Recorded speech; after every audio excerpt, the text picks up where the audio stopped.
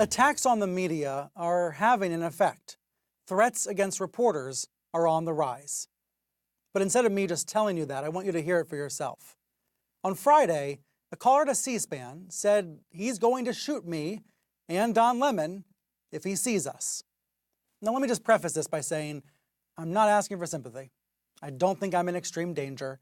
I know some of my colleagues get much worse threats than I do.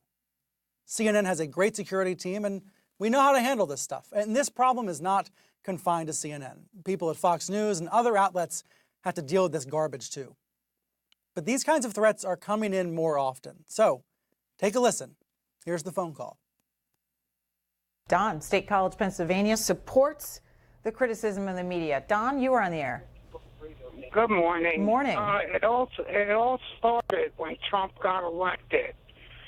Brian Stelter and Don Lemon from CNN called Trump supporters all racist. They don't even know us. Okay, let me just stop it right there. I've never called all Trump supporters racists. Neither has Don Lemon. So what this guy is about to say is predicated on a lie. They don't even know these Americans out here, and they're calling us racist because we voted for Trump. Come on, give me a break. They started the war. I see him, I'm going to shoot him. Bye. So he says we started a war, so if he sees us, he's going to shoot us. So where did the caller get the impression that I called all Trump supporters racist? I don't know, but I do know that the night before on Fox, Sean Hannity played a 2-year-old clip of me asking if racial anxiety was a factor in Trump's rise. Obviously, researchers have proven that yes, racial anxiety and resentment was a factor, but that's not the same as calling all Trump supporters racist.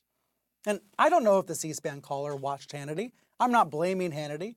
I just thought the timing was odd. Friday's threatening phone call on C-SPAN is just a tiny illustration of the threats that are out there. Many journalists who cover politics say they are receiving more and more threats nowadays in the Trump era. MSNBC's Katie Tur sounded the alarm earlier this week. I hope you get raped and killed, one person wrote to me just this week. Raped and killed. Not just me, but a couple of my female colleagues as well. And in case you want to argue that this has nothing to do with the president, the most recent note I got ended with MAGA. Of course, there's always been unhinged people in the world, but journalists are concerned now. As Bret Stephens wrote in the New York Times on Saturday, journalists are concerned we are approaching a day when blood on the newsroom floor will be blood on the president's hands.